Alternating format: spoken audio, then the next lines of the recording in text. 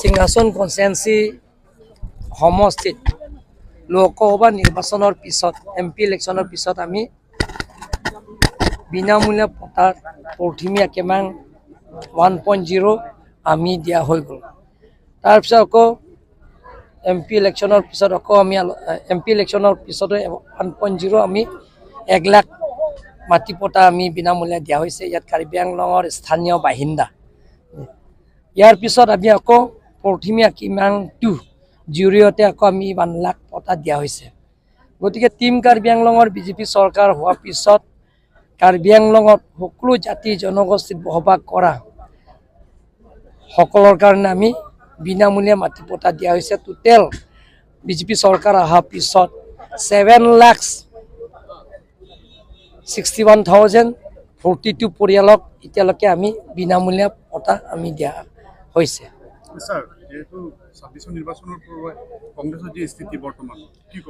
কংগ্ৰেছ আপোনালোকে জানে এতিয়া কংগ্ৰেছৰ এলায়েন্সৰ কাৰণে এতিয়া কংগ্ৰেছত মাতিলেতো নাহে। যিবিলাকৰ ৰাইজৰ দল আৰু অখিল গগৈ আৰু লৰেণজ্যোতি আৰু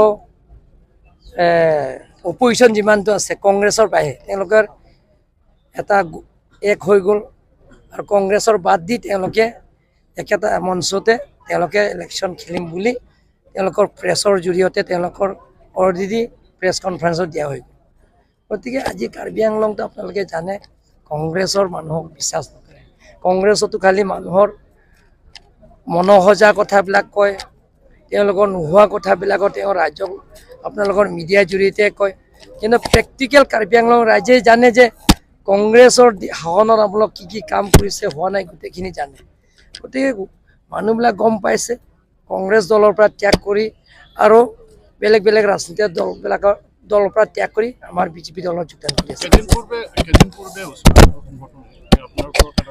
অভিযোগ অচুকা কি তেওঁলোকে অচুকা কি তেওঁলোকে প্ৰমাণে নাই। তাৰ গুৱাহাটী গৈ প্ৰেছ মিট দিব পাৰে, তেওঁলোকৰ প্ৰমাণটো থাকিব লাগে।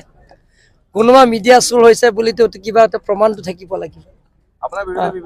বিভিন্ন যদি কংগ্ৰেছ এপিএছএলচি অচুকা কোনো মোক যিমানে মোক অভিযোগ লৈ আনিব সিমানে মোক মানে ৰাইজেতো আশীৰ্বাদ দি আছে। আপোনালোকে দেখা পাইছে কংগ্ৰেছ আৰু এপিএছএলচি দলৰ কেতিয়াবা সভাত আপোনালোকে দেখা পাইছে নেকি? আজি চিফ মিনিষ্টাৰ বৰ্তমান চিফ মিনিষ্টাৰৰ যিমান সমালোচনা কৰিছে বহুতো অভিযোগ কৰিছে আপোনালোকে জানে। বৰ্তমানৰ chief minister doctor Himanta Biswa Sarma Rakibul হুছেইনৰ পৰা আৰম্ভ কৰি মীৰা বৰঠাকুৰৰ পৰা কেনেকৈ সমালোচনা কৰি যিমান সমালোচনা কৰি MLA বিলাক ত্যাগ কৰি কংগ্ৰেছৰ দলত যোগদান কৰি আছে। এক্স প্ৰেচিডেণ্ট ভূপেন বৰাও কংগ্ৰেছক ত্যাগ কৰি এতিয়া 22 তাৰিখে বিজেপি যোগদান কৰিব। গতিকে তেওঁলোকৰ মনসজা কথাবিলাক কৈ আছে। 7 দিনৰ ভিতৰত চূড়ান্ত হ'ব এটা প্ৰাৰ্থী তালিকা আৰু নতুন চেহেৰা আমাৰ এইটো টিকেট যাক দিব তাকে ৰাইজে ভোট দিব। বিজেপি টিকেট হ'ব লাগিব।